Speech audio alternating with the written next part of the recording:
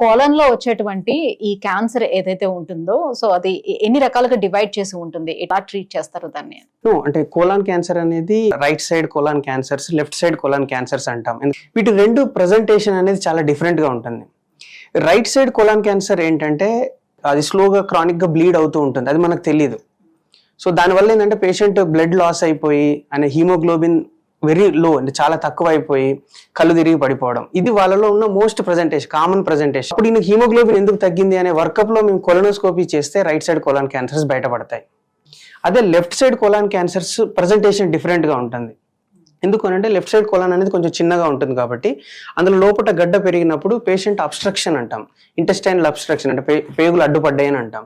So అట్లా present అవుతాడు, అంటే మోషన్ పోకుండా వామిటింగ్స్ అవుతూ కడుపు చాలా ఉబ్బిగా అయిపోయి అట్లా ప్రజెంట్ అవుతాడు.